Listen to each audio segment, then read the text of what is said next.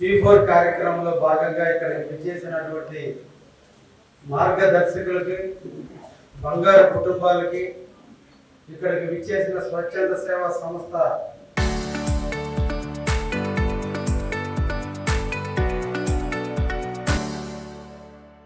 అధినేతలందరికీ సమాజ శ్రేయస్సే భాగ్యంగా భావించి పనిచేస్తున్నటువంటి ఎంతో మంది మనసున్నటువంటి మానవతావాదులందరికీ కూడా స్వాగతాన్ని తెలియజేస్తూ, రాష్ట్ర ప్రభుత్వం, ఈ దేశం, ఈ రాష్ట్రం పేదరికం నుంచి బంగారు కుటుంబాలుగా మారాలి, పేదరిక నిర్మూలన జరగాలి, పేదలు లేని సమాజంగా అభివర్ణించాలి అనే ఉద్దేశంతో కేంద్రంలో ప్రధానమంత్రి శ్రీ నరేంద్ర మోడీ గారు, మన రాష్ట్రంలో మన ముఖ్యమంత్రి శ్రీ నారా చంద్రబాబు నాయుడు గారు 2047వ సంవత్సరానికి, అంటే మన దేశానికి స్వతంత్రం వచ్చి 100 సంవత్సరాలు పూర్తవుతున్నటువంటి వేళ,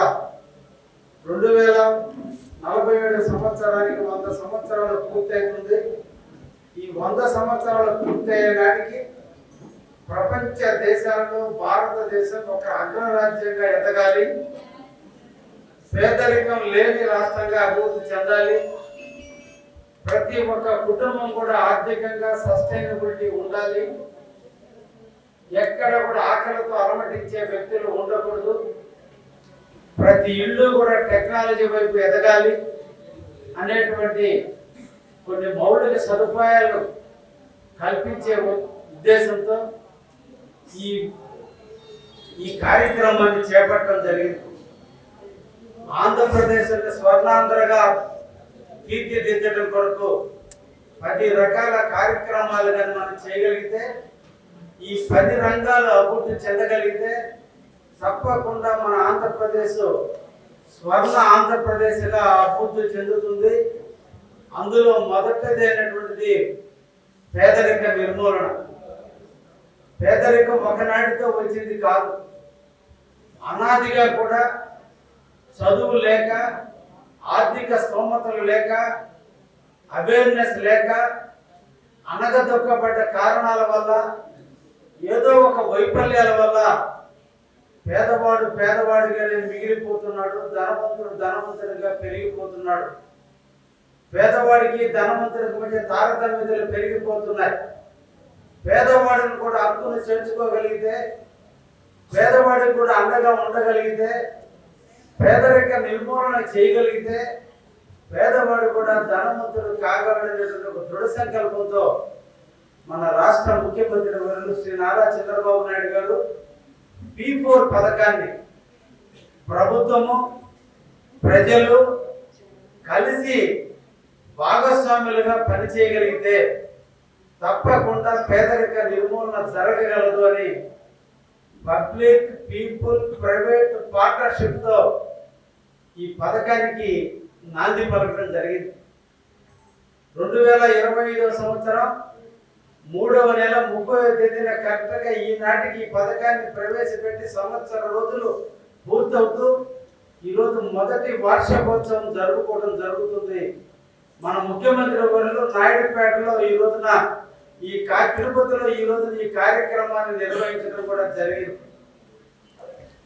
ఈ సందర్భంగా అందరికీ ఆలోచనలు ఉంటాయి, అందరికీ డబ్బు ఉంటుంది. ఏ కొద్ది మందో సేవ చేయాలని కోరిక ఉంటుంది. డబ్బు సంపాదించడం గొప్ప కాదు, సేవ చేయగలగడమే గొప్ప. డబ్బు మీద ఆశ కంటే సేవనే పరమావధిగా భావించగలిగేటువంటి పెద్ద మనసున్న వాళ్ళు మాత్రమే సేవ చేయగలరు. ఎంతో మందికి కోట్ల డబ్బు ఉన్నా కానీ వాళ్ళు నిజమైన నిరుపేదలు, ఎవరికి కూడా కొద్ది కూడా సహాయం చేయలేనటువంటి వ్యక్తులు. వాళ్ళలో దాతృత్వాన్ని పెంచాలి అనే ఉద్దేశంతో ఈ రోజున ప్రభుత్వం P4 పథకంలో ఈరోజు కావలి నియోజకవర్గంలో దాదాపు 700 కుటుంబాలను మార్గదర్శకులుగా గుర్తించడం జరిగింది. అంటే దాదాపు కావలి నియోజకవర్గంలో 80,000 కుటుంబాలు ఉంటే దాదాపు 15,000 కుటుంబాలు పేదలుగా ఉన్నారు. 15,000 పైన కొంతమంది మధ్యతరగతులుగా ఉన్నారు.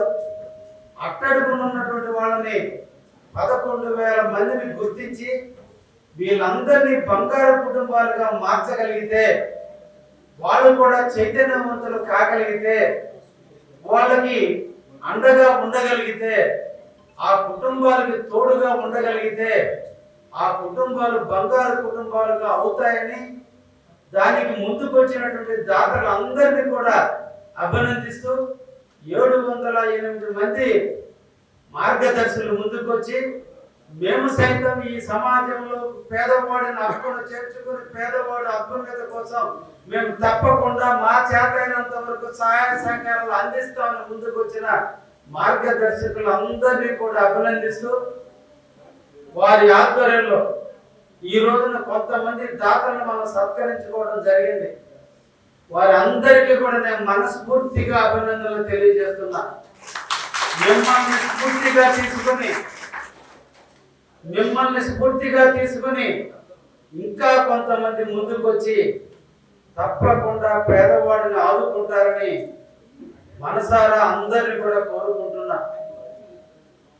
మాట సహాయం కూడా ఒక సహాయమే. డబ్బు ఇస్తేనే సహాయం కాదు. ఒక కుటుంబాన్ని దత్తత తీసుకోవడం అంటే డబ్బు రూపాయలు ఇచ్చేదానికే కాదు. నెలకొక్కసారైనా ఆ కుటుంబంతో కూర్చొని మాట్లాడి వాళ్ళ ఇంట్లో ఉండే ఇబ్బందుల్ని తెలుసుకుని ఆ ఇబ్బందుల్ని తొలగించడానికి ఎంఆర్ఓ ఆఫీస్ సైడా, ఆర్డీఓ ఆఫీస్ సైడా, లేదంటే ఎడ్యుకేషన్ సైడా ఆ కుటుంబానికి ఏ అవసరం ఉందో ఆ అవసరాన్ని తీర్చగలిగిన ఆ కుటుంబానికి మనం పెద్ద సహాయం చేసినటువంటి వాళ్ళమే. చాలా మందికి కోరికలు ఉంటాయి, చాలా మందికి సమస్యలు ఉంటాయి. కానీ ఆ సమస్యల నుంచి ఎలా బయటపడాలో వాళ్ళకి ఒక ఆలోచన రాదు. ఈ రోజున మన ఆంధ్రప్రదేశ్ ప్రభుత్వం నీటిని ఎక్కడికక్కడ ఒడిసి పట్టుకుంటుంది. చెరువుల్లో నీళ్లు, డ్యాముల్లో నీళ్లు, గ్రౌండ్ వాటర్ నీళ్లు బోర్లేస్తే పైకి వచ్చేటట్టుగా ఎక్కడికక్కడ ఇంకుడు గుంటల రూపంలో, చెక్ డ్యాముల రూపంలో, లేదంటే కాంపౌండ్స్ రూపంలో ఎక్కడికక్కడ నీళ్ళని ఒడిసి పట్టుకుని భవిష్యత్తు అవసరాల దృష్ట్యా మనం మన బిడ్డల భవిష్యత్తు కోసం డబ్బును ఎంత సంపాదించి కూడగడుతున్నామో మన ప్రభుత్వాలు కూడా ఈ రోజు నీటిని భద్రతని పెంచి ఈ రోజు మన కోసం, మన భవిష్యత్తు కోసం ఈ రోజు నీటిని అభివృద్ధి చేస్తుంది. ఎక్కడ నీటి ఉంటే ఆ ప్రాంతం సస్యశ్యామలం అవుతుంది. ఎక్కడ నీరు ఉందో అక్కడ ఆ ప్రాంతాలన్నీ కూడా అభివృద్ధి చెందుతాయి. కాబట్టి మన ముఖ్యమంత్రి గారు తీసుకున్న 10 సూత్రాలలో ఒకటి, పేదరిక నిర్మూలన కావాల్సిన కార్యాచరణ చేయాలి. విద్యార్థులకి నాణ్యమైన చదువును అందించాలి. నీటి భద్రతను పెంచాలి. ఎనర్జీ అన్నిటికీ ఈ రోజు కరెంట్ అవసరం. ఈ రోజు కరెంట్ లేకపోతే ఒక్క గంట కూడా కాదు కదా, ఒక్క నిమిషం కూడా మనం మనుగడ సాగించలేము. భవిష్యత్ తరాలకు పొల్యూషన్ లేని కరెంట్ ఇవ్వాలి. పొల్యూషన్ లేనటువంటి, కార్బన్ లేనటువంటి కార్లు రావాలి. కార్బన్ లేనటువంటి వాతావరణం పొల్యూషన్ చేసేటువంటి టెక్నాలజీ తీసుకురావడం కొరకు 2047 కల్లా భారతదేశంలో పొల్యూషన్ లేని దేశంగా అభివృద్ధి చెందితే తప్పకుండా కూడా అందరూ కూడా ఆరోగ్యవంతులు అవుతారు. మనం పీల్చే గాలి, తినే తిండి, తాగే నీటి వల్లే మనిషికి ఆరోగ్యాలు చెడిపోతున్నాయి. ప్రధానంగా మనం తినే తిండికి ఎప్పుడు కూడా మనం వేడి చేసి తింటున్నాం కాబట్టి సగం జబ్బులు రావు. కానీ మనం తాగే నీళ్ళల్లో తెలియనటువంటి ఎన్నో కారకాలు కలిసి ఉంటాయి. కాబట్టి తాగే నీటి వల్ల, పీల్చకూడని గాలి పీలుస్తున్నందువల్ల, ఈ 2 కారణాల వల్ల మనిషి ఆరోగ్యాన్ని నశిస్తుంటే అటువంటి వాళ్ళ కోసం ఈ రోజు ఆర్ఓ ప్లాంట్లు పెట్టి మంచి నీళ్ళని అందించి అందరినీ కూడా ఆరోగ్యవంతులైనటువంటి వ్యక్తులుగా తీర్చిదిద్దాలి. ఆ భారతదేశం కానీ ఆంధ్రప్రదేశ్ లో కూడా పొల్యూషన్ లేనటువంటి రాష్ట్రాలుగా ఎక్కడ కూడా పవిత్రమైన గాలి ఉండే విధంగా, ఎక్కడ దాంట్లో ఎటువంటి విషవాయువులు లేనటువంటి పొల్యూషన్ అందించాలనేటువంటి, గాలిని అందించాలనేటువంటి ఉద్దేశంతో ఈ రోజు ప్రభుత్వాలు ముందుకు పోతున్నాయి. అదే విధంగా ఈ రోజు లాజిస్టిక్ అన్నిటికంటే కూడా దేశం అభివృద్ధి చెందడానికి ఇప్పుడు ఒకప్పుడు మన ఇళ్లలో సైకిల్ ఉండే, ఈ రోజు మన ఇళ్లలో బైకులు ఉన్నాయి. ఇప్పుడు కొత్తగా ప్రతి ఇంటికి ఒక కారు మార్చింది. రాబోయే ఇంకొక 20 సంవత్సరాల కల్లా ఒక్కొక్క ఇంటికి 20 కార్లు, 10 కార్లు, 15 కార్లు వచ్చే పరిస్థితి ఉంది. అందరూ కూడా హెలికాప్టర్లు కొనే పరిస్థితి ఉంది. రాబోయే కాలానికి సరిపోయేటువంటి రోడ్లు వేయాలి, రాబోయే కాలానికి వెళ్ళిపోయేటువంటి రైల్వే వ్యవస్థను పెంచాలి, రాబోయే కాలానికి అవసరమైనటువంటి ఎయిర్పోర్ట్లు తీసుకురావాలి. రాబోయే కాలానికి ఈ రోజు మనం అందరం చూస్తున్నాం, ఎక్కడో యుద్ధం జరుగుతుంటే, ఇరాన్ ఇజ్రాయెల్ మధ్య యుద్ధం జరుగుతుంటే గ్యాస్ లేక ఇక్కడ మనం అలవటిస్తున్నామంటే ప్రపంచం అంతా ఒకటైపోయింది. అక్కడ ఇబ్బంది వచ్చినా మనం ఇబ్బందులు పడే పరిస్థితి ఉంది. ఆ ఇబ్బందులన్నింటినీ అధిగమించడం కోసం అన్నింటినీ కూడా ఇక్కడే మనం సాధించుకోగలిగితే భారతదేశం ప్రపంచ దేశాల్లో ఈరోజు 5వ స్థానంలో ఉన్నటువంటి దేశం 2047 నాటికి భారతదేశం ప్రపంచంలో 1వ స్థానానికి వచ్చేదానికి అవకాశాలు ఉన్నటువంటి తరుణంలో ఒకవైపు నరేంద్ర మోడీ గారు, ఇటువైపున చంద్రబాబు నాయుడు గారు ఇద్దరు కూడా కలిసి, కానీ ఒక్కసారి మనం ఆలోచించండి, మన బిడ్డల కోసం మనం ఆలోచించడం లేదు. వాళ్ళిద్దరు వయసు 76 సంవత్సరాలు. రాబోయేటువంటి 2040 నాటికి ఆంధ్రప్రదేశ్ 47 నాటికి ఆంధ్రప్రదేశ్ కానీ భారతదేశం కానీ స్వర్ణాంధ్రప్రదేశ్ గా లేదా స్వచ్ఛాంధ్ర భారతదేశంగా అభివృద్ధి చెందడానికి ఆనాటికి వాళ్ళు ఉంటారో లేదో తెలియకపోయినా మార్గదర్శకులైనటువంటి ఒక లీడర్స్ ముందు చూపుతూ ఆలోచించిన విధానం మనందరం కూడా విడిచిపెట్టుకుని మన భావి కోసం మనందరం కూడా కష్టపడాల్సినటువంటి అవసరం ఉంది. అందుకని ఈ పథకాలన్నింటినీ కూడా పురికి పుచ్చుకొని మనందరం కూడా మార్గదర్శకులుగా అవతారం ఎత్తుదామని, ఎవరు వంతు వాళ్ళు సాయం చేయగలిగితే మన బిడ్డ చదువు కోసం మనం ఎలా శ్రమ చేస్తున్నామో, మన కుటుంబాన్ని పోషించుకోవడం మనం ఎలా సేవ చేస్తున్నామో, మన ఇంట్లో కూలి పని చేసేవాడి కోసం, మన ఇంట్లో కారు డ్రైవర్ నడిపేవాడి కోసం, మన ఇంట్లో వచ్చి పాసి పని చేసేవాడిని దత్తత తీసుకోగలిగిన ఏ ఒక్కడికి ఒక కుటుంబాన్ని దత్తత తీసుకుని డబ్బు ఒకటే ఇవ్వలే, వాళ్ళకి అన్ని రకాల అండదండలు ఉండగలిగిన ఆ కుటుంబం కూడా మనం ఎక్కడో ఎదగడం కాదు, మనతో పాటు 10 మంది ఎదగలిగినప్పుడే మన జీవితానికి ఒక సార్థకత ఉంటుంది. ఆ విధంగా అందరూ ముందుకు పోదామని మనకు కావాలి. వాస్తవంగా ఇప్పటి వరకు కూడా కావాలి వెనకబడి ఉంది. దీన్ని ఇంకా ముందుకు తీసుకుపోయేదాన్ని నేను కూడా నడుము బిగించడానికి సిద్ధంగా ఉన్నా. తప్పకుండా మన అందరూ కూడా కలిసి ఇంకొకసారి మన అందరూ కూడా మార్గదర్శకులతో మీటింగ్ పెట్టుకుని తప్పకుండా అందరూ కూడా ఈ సమాజాన్ని అభివృద్ధి చేసుకుని ఎవరో వస్తారో ఏదో చేస్తారని కాదు, మన ప్రాంతాన్ని, మన ఊరిని మనమే అభివృద్ధి చేసుకోవడానికి మీరు అందరూ కూడా నడుము బిగించాలని చెప్పి మార్గదర్శకులు అందరినీ కూడా కోరుకుంటూ సెలవు తీసుకుంటున్నాం.